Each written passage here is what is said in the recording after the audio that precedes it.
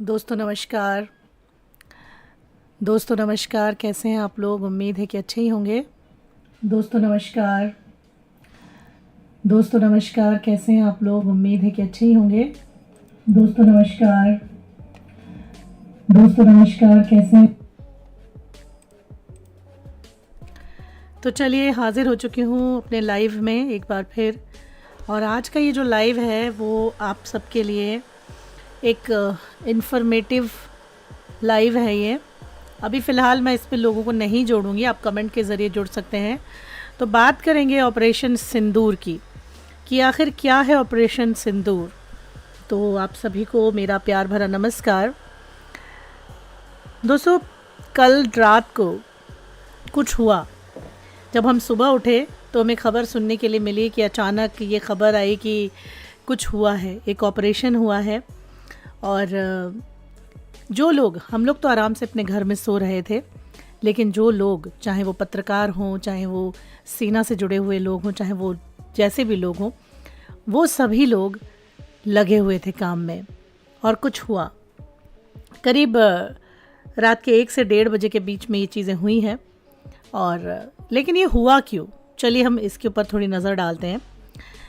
ये हुआ क्यों, ये अगर आप जानना चाहते हैं तो चलिए कमेंट करिए, हमारे साथ जुड़िए और इसी के ऊपर आज हम बात करने वाले हैं। तो 22 अप्रैल को पहलगाम में एक घटना हुई थी दोस्तों, और उसकी चर्चा आज भी हो रही है, उसकी चर्चा। और उसी के लिए एक ऑपरेशन रखा गया। और इस ऑपरेशन के बारे में अगर मैं बताऊं आपको तो 26 लोग इसमें नहीं रहे। हम सभी सुबह से अलग अलग सोशल मीडिया पर न्यूज़ देख रहे हैं, हम अलग अलग चीज़ों को देख रहे हैं, सुन रहे हैं। तो एक नाम हमारे जहन में आ रहा है, वो नाम है ऑपरेशन सिंदूर। क्या है ऑपरेशन सिंदूर, इसकी पूरी डिटेल में मैं आपको बताऊंगी, जानकारी दूंगी। वीडियो अच्छा लगे तो आप लाइक और शेयर ज़रूर कीजिएगा, कमेंट कीजिएगा। दोस्तों, एक प्रेस कॉन्फ्रेंस हुई है कल, मतलब एक प्रेस कॉन्फ्रेंस हुई है जिसमें colonel Sofia Qureshi, wing commander Vyomika Singh ने जानकारी दी है, इन्फॉर्मेशन दी है। और यकीन मानिए, जांबाज महिलाओं को देखकर गर्व होता है। उन महिलाओं को देखकर गर्व होता है जब वो स्क्रीन पर आती हैं और ब्रीफ करती हैं। उन महिलाओं को देखकर गर्व होता है जो रियल में अच्छा कर रही हैं, देश के लिए कर रही हैं। इसके अलावा हमारे विदेश सचिव भी थे, विक्रम मिस्री। इन तीनों ने मिलकर एक प्रेस कॉन्फ्रेंस की। उसमें सबसे पहले एक वीडियो चलाया गया। उस वीडियो में हमारे देश में हुए हमलों के बारे में जिक्र था। फिर वो चाहे पार्लियामेंट अटैक हो, 26/11 हो, उरी हो, पुलवामा हो, और आखिर में पहलगाम। उसके बाद उन्होंने पूरी ब्रीफिंग दी उसकी। ये जो ऑपरेशन है, आखिर ये ऑपरेशन सिंदूर, इसका नाम कहाँ से आया, किसने रखा, इसे क्यों ऑपरेशन सिंदूर बोला जा रहा है? दरअसल हमारे देश के माननीय प्रधानमंत्री मिस्टर नरेंद्र मोदी साहब ने इसका नाम दिया, सुझाव उन्हीं का था। और ये नाम क्यों पड़ा, आखिर ऑपरेशन सिंदूर नाम क्यों पड़ा? दरअसल दोस्तों, हमारे देश में आतंकवाद की वजह से हमारे देश में करीब अब तक 350 लोगों की जान चली गई है। और उसका रीज़न सिर्फ और सिर्फ आतंकवाद था। 800 से ज़्यादा लोग घायल हुए हैं, और जिनमें कि मरने वालों की संख्या में जितने भी जो लोग थे वो पुरुष थे, मेल थे, और ज़्यादातर वो पति थे। लेकिन हाल ही में 22 अप्रैल को पहलगाम से जो तस्वीर आई दोस्तों, उसने हर किसी का कलेजा छलनी कर दिया। हर किसी के कलेजे को, मतलब वो बहुत ज़्यादा हृदय विदारक था, बहुत ज़्यादा टफ था उसे देख पाना। तो वो तस्वीर जब आई, वो तस्वीर आपने भी ज़रूर देखी होगी। वो हिमांशी नरवाल की तस्वीर थी जो पहलगाम से आई थी। वो ज़मीन पर बैठी हैं, उनके बराबर में एक व्यक्ति की बॉडी पड़ी हुई थी, और सर झुकाए वो बैठी हैं। वो जो शरीर कह लीजिए या वो बॉडी कह लीजिए, वो शहीद कैप्टन विनय नरवाल की शरीर था, उनका बॉडी था, जो कुछ ही दिनों पहले उनकी शादी हुई थी कैप्टन नरवाल से, जो कि नेवी में थे। दोनों कश्मीर घूमने गए थे, और पहलगाम के हमले में आतंकवादियों ने उन्हें अपनी गोली का शिकार बनाया। कैप्टन विनय नरवाल की बॉडी के पास उनकी पत्नी हिमांशी बैठी हुई थी और ये जो तस्वीर सामने आई थी ये पहलगाम अटैक की एक तस्वीर थी जो कि एक सिंबॉलिक पिक्चर बन गई। जिसने भी इस पिक्चर को देखा उसका कलेजा फट गया। ये वो तस्वीर थी जहाँ से एक पत्नी का दुख बयां हो रहा था। एक पति जो इस दुनिया से चला गया, जिनकी शादी कुछ दिनों पहले ही हुई थी और वो अचानक विधवा हो जाती है। इसी वजह से ये जो ऑपरेशन है उसका नाम पड़ा ऑपरेशन सिंदूर। यानी कि वो हिमांशी नरवाल थी और वो अपने हस्बैंड के पास बैठी हुई थी। उसके चेहरे पे कोई भी भाव नहीं था, उसे कुछ समझ नहीं आ रहा था, उसको पता ही नहीं चल रहा था कि अब वो क्या करे। वो यहाँ पर खुशियों के लिए आई थी, खुश होकर आई थी, अपने पति के साथ आई थी और वो जो तस्वीर थी वो सैकड़ों कहानियाँ बयां कर रही थी। उसमें एक पत्नी जो कुछ समय पहले शादी के बंधन में बनती है और अचानक ही वो विधवा हो जाती है, ये वो हिमांशी नरवाल थी। और इन्हीं की वजह से एक ऑपरेशन क्रिएट होता है, जन्म लेता है। और ये उन तमाम विधवा महिलाओं के लिए है जिनके पति आतंकवाद का शिकार हुए हैं। इसीलिए इस ऑपरेशन का नाम रखा गया ऑपरेशन सिंदूर। हालांकि आपको ये मालूम होगा दोस्तों कि हमारे देश में 2 दिनों से कुछ चीज़ों की तैयारी की जा रही थी। 6 और 7 मई को कहा गया था कि पूरे देश में एक मॉक ड्रिल होगी, तो मॉक ड्रिल के लिए आप तैयार रहिए। सारा ध्यान सबका, पूरे विश्व का कह लीजिए, लोगों का कह लीजिए, मॉक ड्रिल की ओर था। और ऐसे में हमारे जो पड़ोसी मुल्क हैं जिनके यहाँ से ये सारा कुछ जन्म लेता है, ये सारा आतंकवाद जन्म लेता है, वो भी यही सोच रहे थे कि मॉक ड्रिल है, इसका मतलब ये है कि अरे तो पहले तो लोगों को तैयार किया जाएगा, सुरक्षा के बारे में लोगों को जानकारियाँ दी जाएंगी। सिर्फ ये बोलने वाले हैं, कुछ करने वाले तो है नहीं। तो 7 मई को कुछ होना तो है नहीं ना, क्योंकि ये तो मॉक ड्रिल कर रहे हैं और मॉक ड्रिल का मतलब होता है सिर्फ तैयारी करना या फिर तैयारी करके बैठना। तो एक तरफ जहाँ देश में मॉक ड्रिल का ऐलान हो चुका था, ये खबर भी वहाँ तक पहुँच चुकी थी, लेकिन उसी खामोशी के साथ इस मॉक ड्रिल के आगाज़ की शुरू से पहले, कुछ देर पहले 6 और 7 के दरमियानी जो रात थी, यानी 1:05 से लेकर 1:30 के बीच 25 मिनट का वक्त था, मात्र 25 मिनट का वक्त। अगर आपने अक्षय कुमार की एक फिल्म आई थी वो देखी होगी, तो उसमें भी कुछ इसी तरह की चीज़ें दिखाई गई हैं कि आपके पास बहुत लिमिटेड वक्त होता है, लिमिटेड समय होता है और आपको एक ऑपरेशन पूर्ण करना होता है, उसे पूरा करना होता है। तो आप यकीन मानिए कि 25 मिनट में हमारी सेना को 9 टारगेट पूरे करने थे, 9 टारगेट। और ये वो 9 टारगेट थे जिसमें कोई सिविलियन नहीं था, जिसमें कोई पाकिस्तानी आर्मी का जो एस्टेब्लिशमेंट है वो नहीं था, कोई आर्मी नहीं थी, कोई बेस नहीं था, कोई कैंप नहीं था, कोई घर नहीं था, कोई रिहायशी घर, मतलब कोई नॉर्मल जो घर वाले होते हैं, रहने वाले जो जनता होती है, वो नहीं थी।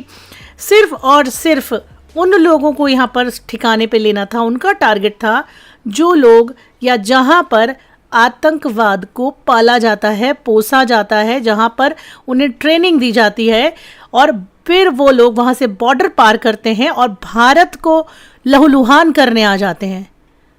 आप सोच कर देखिए कि वो लोग वहाँ पर ट्रेनिंग देते हैं उन लड़कों को, उनका ब्रेन वॉश किया जाता है और फिर वो भारत आते हैं और यहाँ आकर मासूमों को, निर्दोषों को वो अपना शिकार बनाते हैं।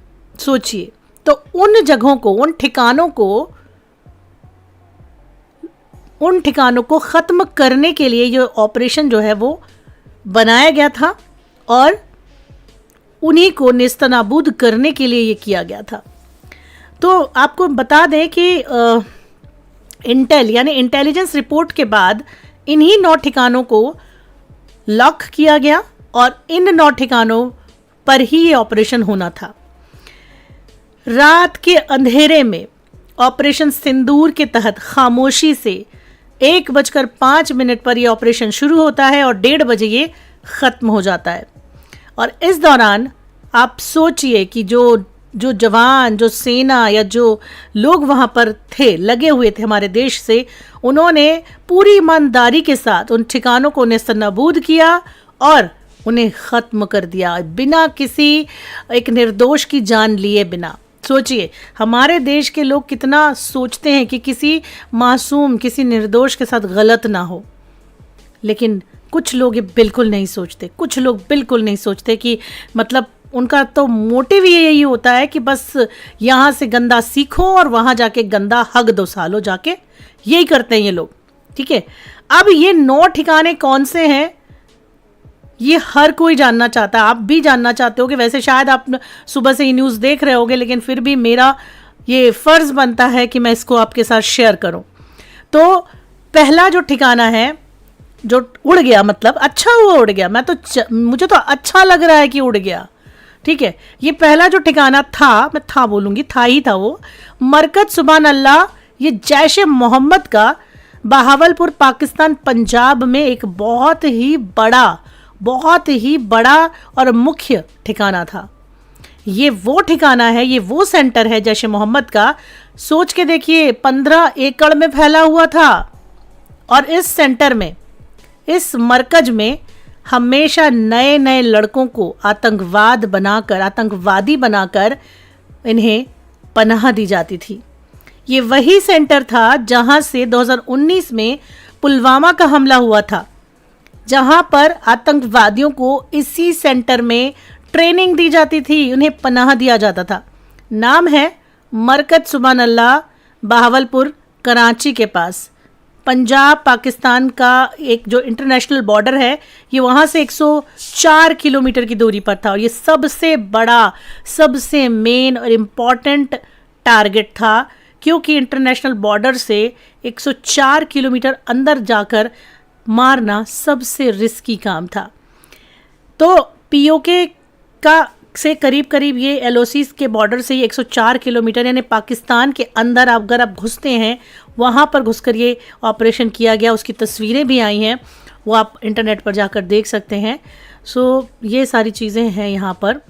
तो मरकज सुभान अल्लाह, मौलाना मसूद अजहर जो कि इसका चीफ़ है, ये जैश ए मोहम्मद का उसका मेन सेंटर था।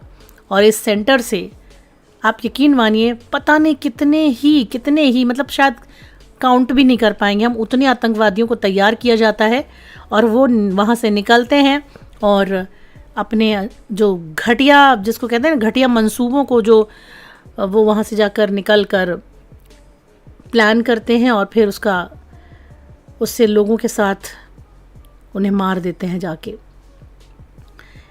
इन आतंकवादियों को यहाँ पर तैयार किया जाता था। तो ये जो हमला किया गया था, पहला निशाना जो था वो था मरकज सुभान अल्लाह जैश मोहम्मद का।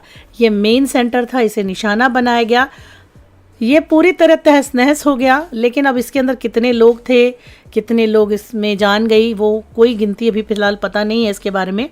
अब बात करते हैं दूसरे टारगेट की। तो आप लोग लाइक करते रहिए, मैं नाम पढ़ देती हूँ। हमारे साथ ठेला पे रोमांस करूँगी जुड़ी हैं, जय हिंद, भारत माता की जय। कोमल जुड़ी हैं, सिल्की जुड़ गई हैं, मैजिक गेमिंग जी कह रहे हैं हेलो सुरभि जी। प्लीज़ आप लोग शेयर कीजिए।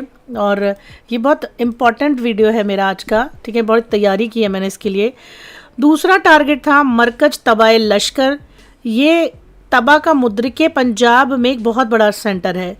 लश्कर वही है दोस्तों जो टीआरएफ में, जिसने पहलगाम में हमला किया, जिम्मेदारी ली, ये उसी का एक शैडो ऑर्गेनाइजेशन है। ये सेकंड टारगेट था। मरकज तैयबा का, लश्कर तैयबा का एक बहुत बड़ा सेंटर है और ये इंटरनेशनल बॉर्डर से 18 किलोमीटर की दूरी पर है। और आप लोग यकीन मानिए कितने बड़े बड़े सेंटर वहाँ चल रहे हैं और ये कितने कितने एकड़ों में फैले हैं। पहला 15 एकड़ में फैला था और ये 82 एकड़ में फैला हुआ था।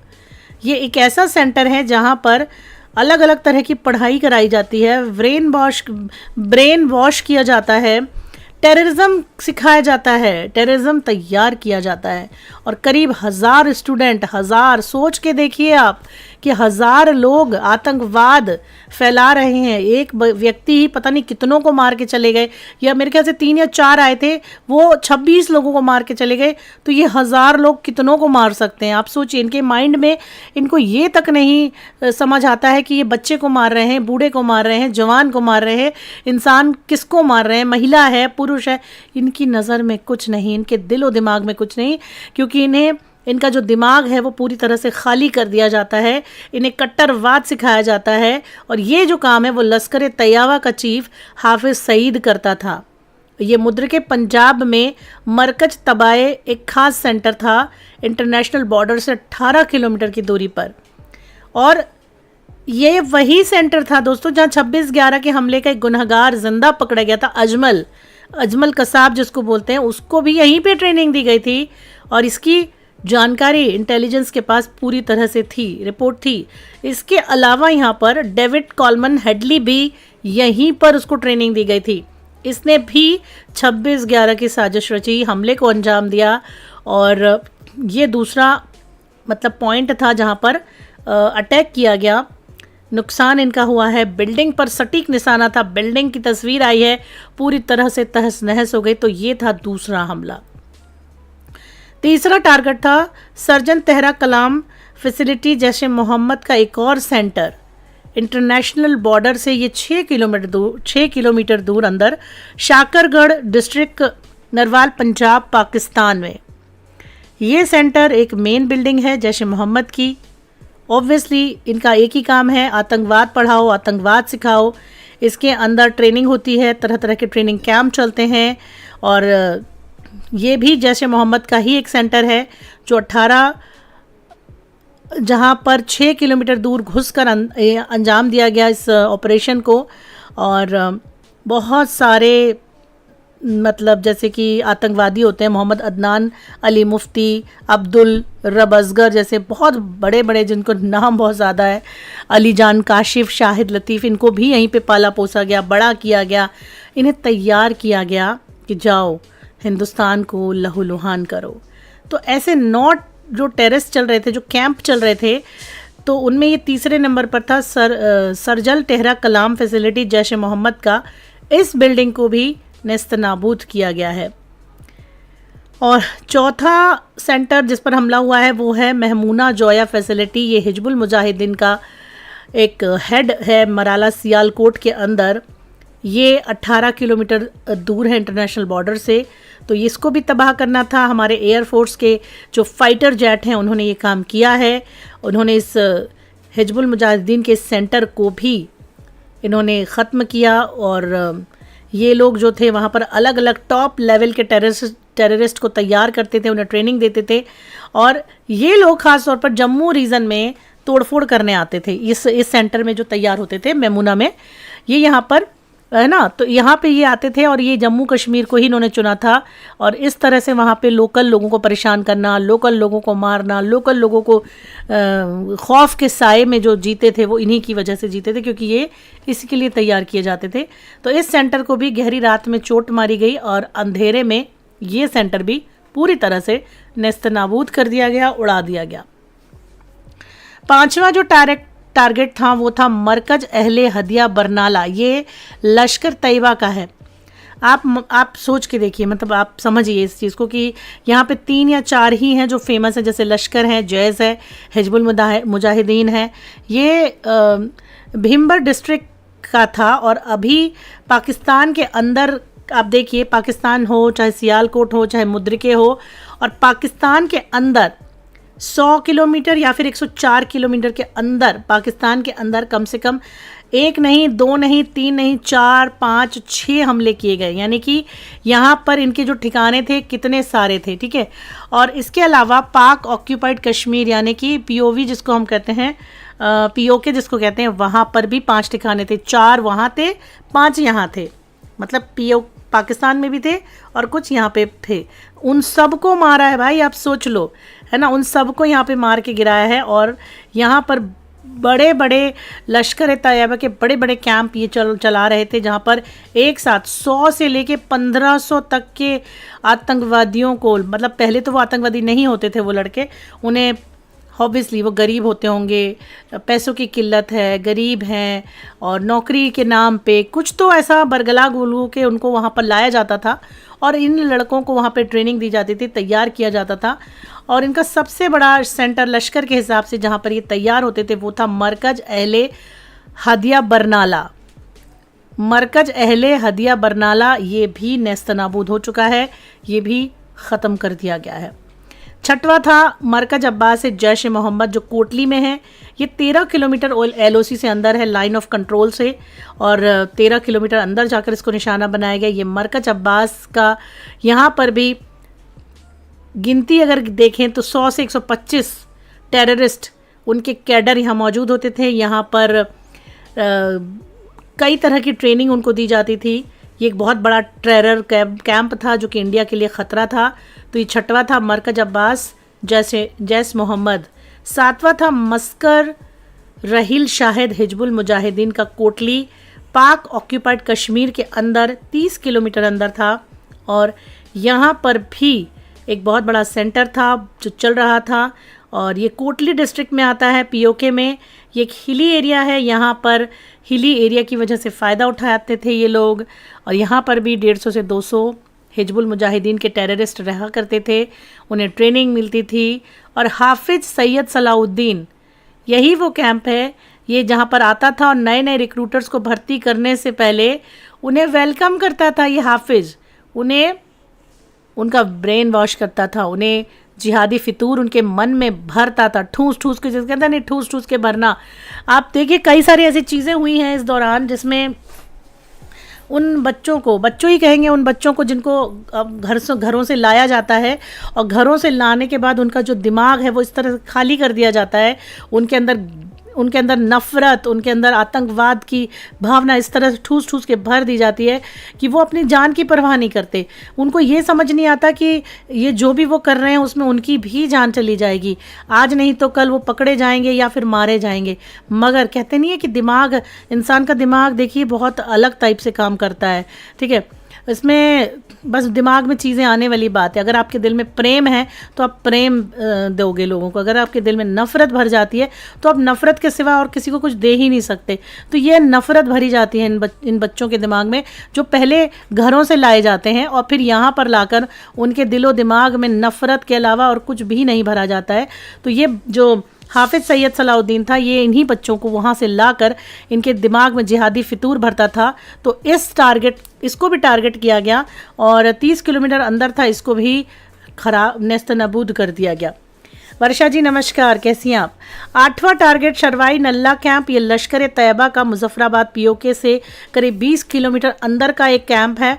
यहाँ पर भी बहुत ख़तरनाक आतंकवादियों को तैयार किया जाता था, क्योंकि ये सबसे ख़तरनाक कैंप माना जाता था। ये वो कैंप है जो सबके लिए इम्पॉर्टेंट था। इसी कैंप में बाकायदा हथियारों की ट्रेनिंग दी जाती थी। आप सोचिए, हथियार, गोला बारूद, असले बनाए जाते थे, ट्रेनिंग दी जाती थी, रखे जाते थे। यहाँ पर कमांडर बनाए जाते थे, मतलब आतंकवादियों के कमांडर यहाँ बनाए जाते थे, उन्हें ट्रेनिंग दी जाती थी, उनको हथियार इस्तेमाल करना सिखाया जाता था, उन्हें ट्रेनिंग दी जाती थी लश्कर तैयबा के हिसाब से।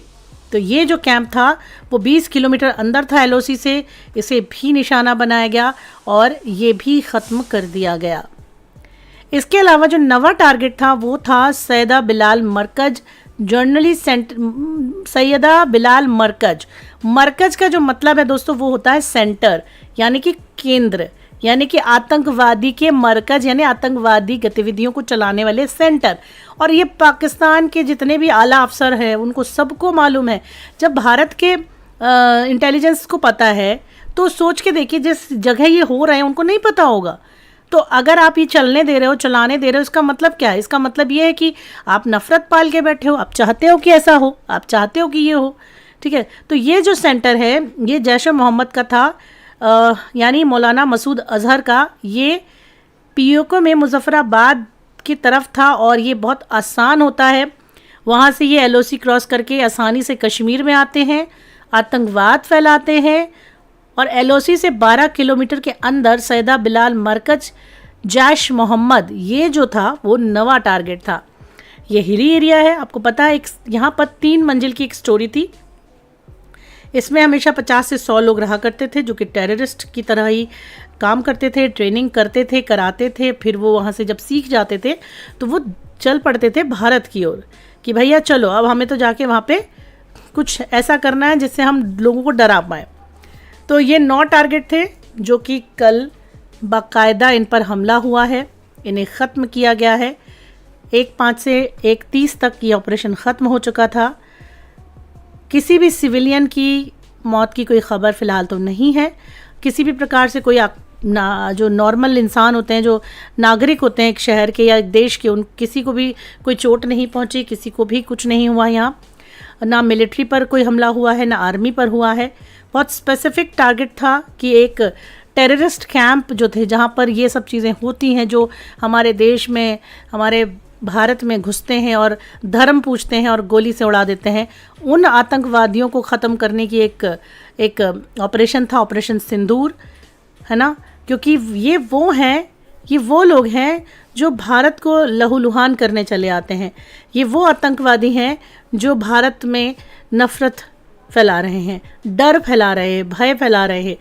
और वहाँ पर उन ठिकानों को टारगेट किया गया है जहाँ पर ये पनपते हैं, फलते फूलते हैं। उन्हें वहाँ खाना मिलता है, उन्हें वहाँ हथियार मिलते हैं, उन्हें पाला पोसा जाता है।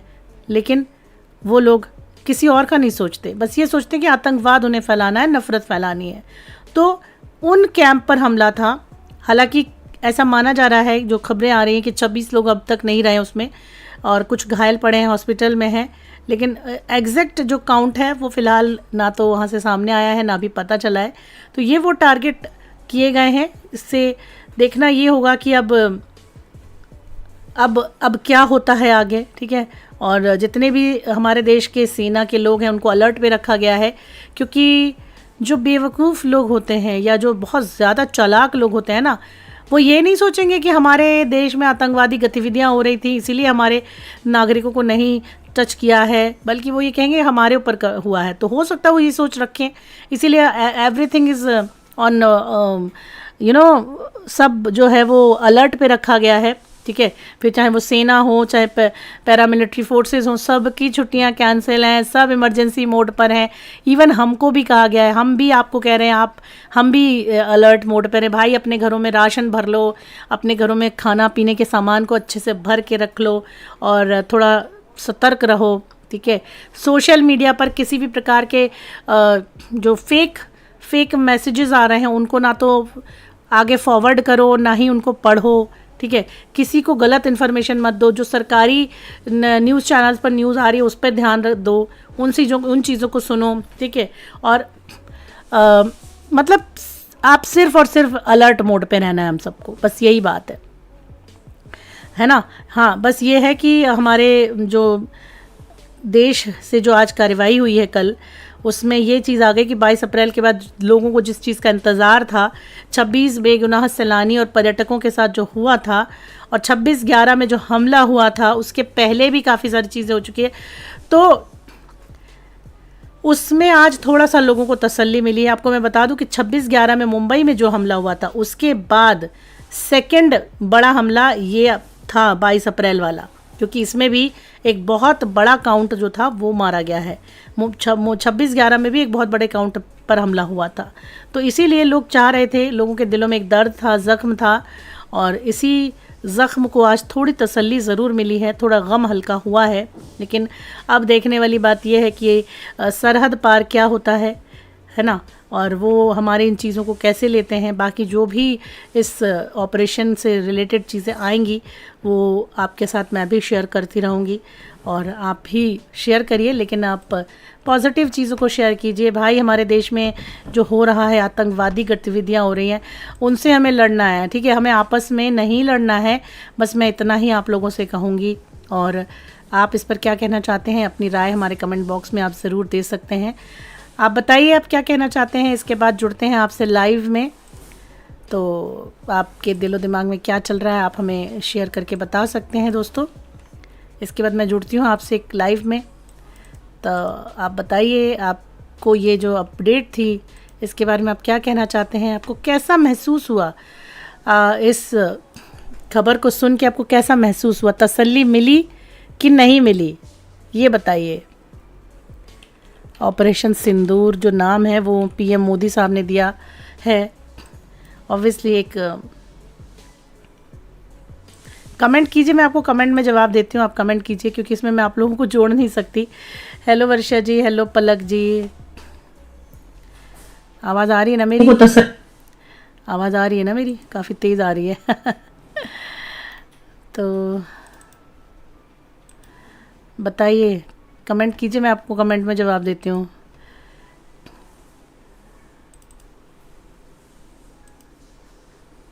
तो 22 अप्रैल को पहलगाम में एक घटना हुई थी दोस्तों, और उसकी चर्चा आज भी हो रही है, आज भी हो रही है उसकी चर्चा। और उसी के लिए एक ऑपरेशन रखा गया, और इस ऑपरेशन के बारे में अगर मैं बताऊं आपको तो 26 लोग इसमें नहीं रहे।